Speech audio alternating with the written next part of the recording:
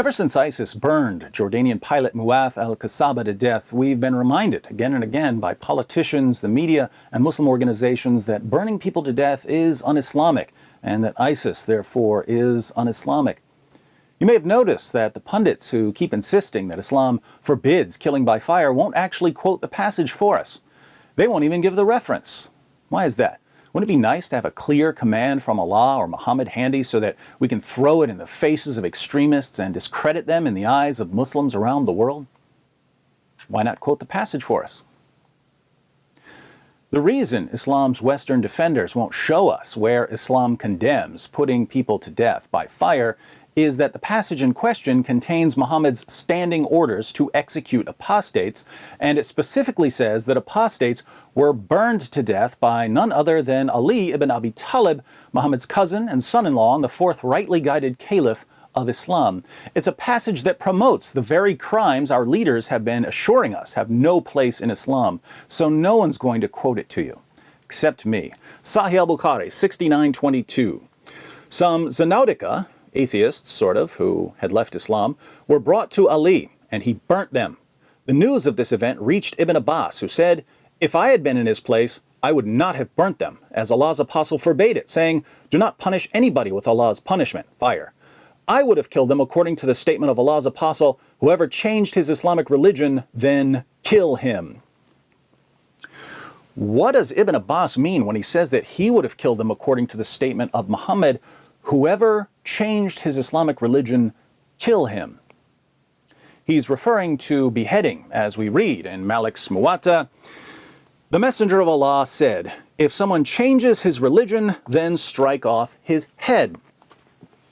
So the passage that tells Muslims not to kill apostates by burning them to death commands Muslims to kill apostates by chopping their heads off. Since it would be counterproductive to condemn ISIS by quoting a hadith that promotes the beheadings everyone's been using to condemn ISIS, the media do what they do best and give us a partial truth, the tiny part they want us to hear and not the part that proves what despicable liars they are.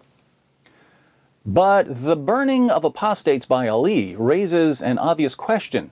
If Muhammad's followers knew that he said, "Do not punish anybody with Allah's punishment," why was the fourth rightly guided caliph, Muhammad's own son-in-law, the man who certainly wasn't ignorant of Muhammad's commands, burning apostates?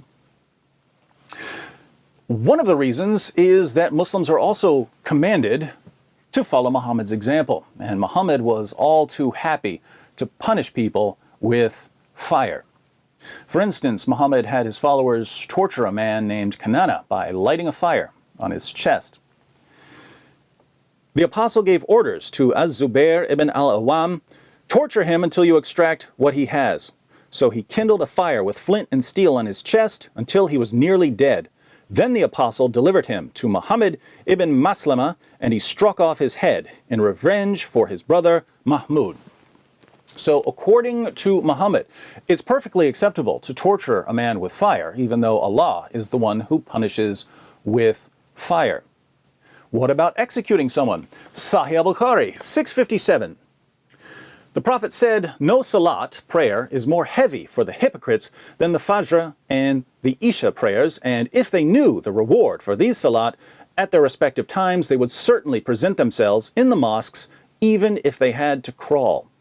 The Prophet added, "Certainly I intended or planned or was about to order the muadhin to pronounce iqamah and order a man to lead the salat and then take a fire flame to burn all those men along with their houses who had not yet left their houses for the salat in the mosques." Why did Muhammad want to burn people to death in their houses for missing prayers?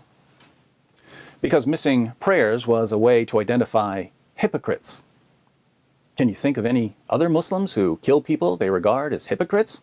I sure can. But there's a much more straightforward reason for ISIS to execute a man by fire. The leaders of the Islamic State have modeled their approach after the apostate wars of Abu Bakr, Muhammad's father-in-law and closest companion, and the first of the rightly guided caliphs. When Muhammad died, many people left Islam or refused to submit to the central Islamic authority. Abu Bakr sent them a letter and an army. In the letter he said, I have sent to you someone at the head of an army. I ordered him not to fight anyone or to kill anyone until he has called him to the cause of God, so that those who respond to him and acknowledge him and renounce unbelief and do good works, my envoy shall accept him and help him to do right. But I have ordered him to fight those who deny him for that reason. So he will not spare any one of them he can gain mastery over, but may burn them with fire, slaughter them by any means, and take women and children captive, nor shall he accept from anyone anything except Islam. Even professing Muslims who rebelled against Abu Bakr could be burned to death. For instance, a man named Al-Fuja'a, who claimed to be a Muslim but was attacking the Islamic State, was brought to Abu Bakr by Turayfa. Here's what happened. When the two of them approached Abu Bakr, he ordered Turayfa ibn Hajiz to take him out to this clearing and burn him in it with fire. So Turayfa took him out to the prayer yard and kindled a fire for him and threw him into it.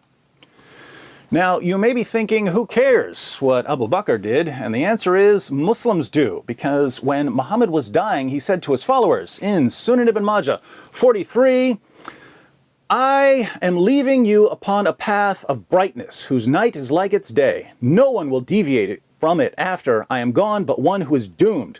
Whoever among you lives will see great conflict. I urge you to adhere to what you know of my sunnah and the path of the rightly guided caliphs and cling stubbornly to it.